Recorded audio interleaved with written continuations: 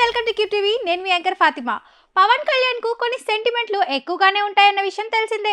ఆయన సినిమాల్లో కన్నా కూడా రాజకీయ పరంగానే ఎక్కువ సెంటిమెంట్లను ఫాలో అవుతుంటారు. అప్పట్లో ఆయన వేలికి కొన్ని ఉంగరాలను కూడా పెట్టుకున్నారు.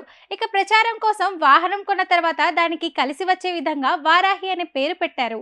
అప్పుడు వారాహి విజయయాత్ర కోసం ప్రత్యేకంగా దీక్ష కూడా చేపట్టారు.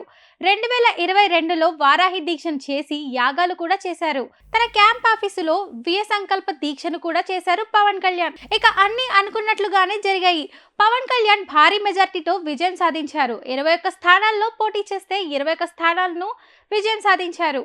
అంతేకాకుండా డిప్యూటీ సీఎం కూడా అయ్యారు పవన్ కళ్యాణ్ అనుకున్న కల నెరవేరింది. దాంతో ఇప్పుడు ఆయన వారాహి అమ్మవారి దీక్ష చేసేందుకు పూనుకున్నారు. అంటే తనకు గతంలో కలిసి వచ్చిన దీక్షను మరోసారి చేయబోతున్నారన్నమాట. అప్పుడు విజయం కోసం చేస్తే అనుకున్నట్టుగానే విజయం సాధించారు. కాబట్టి ఇప్పుడు తాను డిప్యూటీ సీఎం అయ్యాక తన చరిష్మా మరింత పెరిగేందుకు, పరిపాలన సజావుగా సాగేందుకు ఆయన ఇలా వారాహి అమ్మవారి దీక్ష చేయబోతున్నారు. ఇక ఈ దీక్షను ఆయన 11 రోజుల పాటు చేయబోతున్నారు. ఇందులో ఆయన కేవలం పండ్లు, ద్రవరసాలు మాత్రమే తీసుకుంటారు.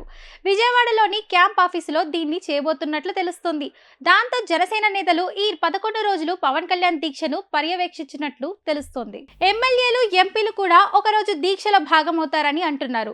ఈ దీక్ష వల్ల పార్టీకి మరింత మేలు జరుగుతుందని జనసేన భావిస్తోంది. అందుకే ఈ 11 రోజుల పాటు పవన్ కళ్యాణ్ కార్యక్రమాలను వాయిదా వేస్తున్నట్లు తెలుస్తోంది. ఈ దీక్ష గనక పూర్తి చేస్తే ఇక జనసేనకు రాజ్యంగా తిరుగు ఉండదని అంటున్నారు కొందరు జ్యోతిష్యులు. ఎందుకంటే పవన్ కళ్యాణ్ జాతకం ప్రకారం ఈ దీక్ష ఎంతో కీలకం అంటున్నారు. మొన్నటి ఎన్నికల్లో 100% స్ట్రైక్ రేట్ తో దూసుకుపోయిన జనసేన ఈ 5 ఏళ్లు కూడా 100% స్ట్రైక్ రేట్ తో ప్రజల్లోకి వెళ్తుందని భావిస్తున్నారు.